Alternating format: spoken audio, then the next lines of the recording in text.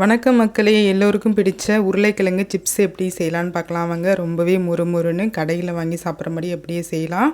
இந்த சிப்ஸ் குழந்தைங்கள்லேருந்து பெரியவங்க வரைக்கும் ரொம்பவே பிடிக்கும். அதுக்கு முன்னாடி உருளைக்கிழங்களோட நன்மைகள் என்னென்னு பார்க்கலாம் வாங்க.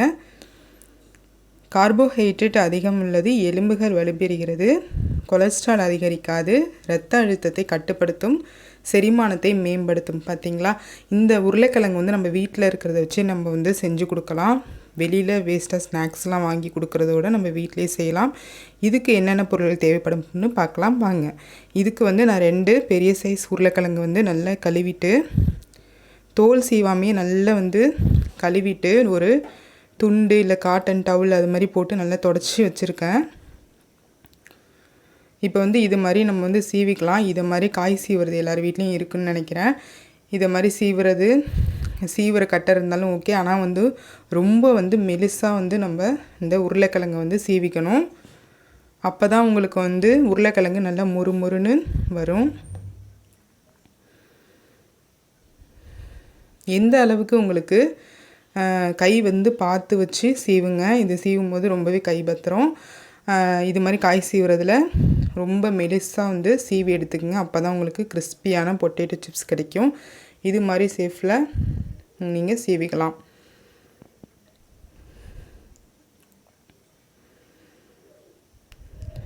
இது மாதிரி நம்ம சீவிட்டு இருக்கிற பாக்கி எல்லா பொட்டேட்டோவும் இதே மாதிரி நான் சீவி எடுத்துக்கிறேன்.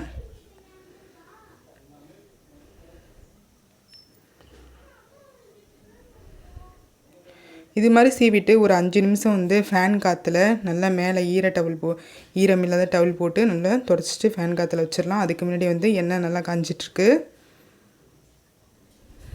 இப்போ இந்த அளவுக்கு நல்லா ஈரம் இல்லாமல் நம்ம எடுத்து வச்சுக்கலாம். எண்ணெய் நல்லா ஹீட் ஆகணும். ஹீட் ஆகிட்டான்னு பார்த்துக்கிட்டு கொஞ்சோண்டு போட்டு செக் பண்ணிக்கிறேன். இப்போ செக் பண்ணிவிட்டு நல்லா பொரிஞ்சு வருது மேலே.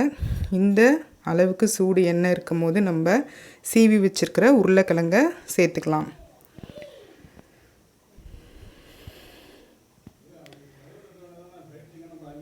இது மாதிரி நம்ம போட்ட உடனே 2 சைடு டக்குன்னு திருப்பி விட்டுறணும். போட்டுட்டு அப்படியே விட்டுட்டு அப்புறம் திருப்பக்கூடாது. அப்போ நம்மளுக்கு முறுமுறுன்னு சிப்ஸ் வராது. நீங்கள் போட்டுட்டிங்கன்னா டக்குன்னு ஒரு தடவை திருப்பி விட்டுட்டு மறுபடியும் இன்னொரு தடவை திருப்பி விடுங்க. அப்போ தான் இந்த மேலே உள்ள அந்த ஈரெல்லாம் போயிட்டுனா நல்லா ட்ரை ஆகி உங்களுக்கு சிப்ஸ் நல்லா முறுமுறுன்னு கிடைக்கும். பாருங்கள், நம்ம போட்ட உடனே நல்லா திருப்பி விட்டுட்டு வரணும். அது நல்லா பொரிஞ்சு வரும். நம்ம கொஞ்சம் வெயிட் பண்ணணும். போட்டோன்னே என்னடா அது நல்லா கிறிஸ்பியாக வரமாட்டேங்குது அப்படின்ட்டு நம்ம எடுத்துடக்கூடாது. எடுத்துட்டோம்னா ரொம்ப கிறிஸ்பினஸ் இருக்காது. நல்லா வெயிட் பண்ணுங்கள். ஃபுல்லில் வைக்காமல் கேஸு அடுப்பு நல்லா சிம்மில் வச்சுட்டு நல்லா இது மாதிரி ஃப்ரை பண்ணி நல்லா திருப்பி விட்டுக்குங்க. ரொம்ப ஃபுல்லில் நம்ம தீ வச்சோம்னா அது நம்மளுக்கு கருகிடும். அதனால் இந்த பாருங்கள் எப்படி உங்களுக்கு ரொம்ப கிறிஸ்பியாக ரொம்ப ஒரு சட்டுன்னு ஒரு 2 உருளைக்கிழங்கு வச்சு உங்களுக்கு சூப்பரான பொட்டேட்டோ சிப்ஸ் கிடச்சிடுச்சு. இது நம்ம மேலே என்னென்ன மசாலா போடலான்னு பார்க்கலாம். இதுக்கு ஒன்றுமே இல்லைங்க. பாருங்கள் எவ்வளோ ஒரு கிறிஸ்பியாக வருது பாருங்கள். சவுண்டே சூப்பராக இருக்கும். சாப்பிட்றதுக்கும் ரொம்ப நேச்சுரலாக நம்ம வீட்டிலே செய்கிறதுனால ரொம்ப ஹெல்த்தியாகவும் இருக்குது. அடுத்து பார்த்திங்கன்னா இதில் நம்ம கொஞ்சோண்டு மிளகாத்தூள், கொஞ்சோண்டு சால்ட்டு எடுத்து தேவையான அளவு, உங்களுக்கு காரம் அதிகமாக பிடிக்குன்னா இன்னும் கொஞ்சம் சேர்த்துக்கலாம். தேவையான அளவு லைட்டாக அப்படியே மேலே தூவி விட்டுட்டு நம்ம அப்படியே ஷேக் பண்ணிக்க வேண்டியதான். இப்படி நம்ம சாப்பிடும்போது நம்மளுக்கு பேக்கரி சுவையிலே சாப்பிட்ட மாதிரியே இருக்கும் உருளைக்கிழங்கு சிப்ஸு.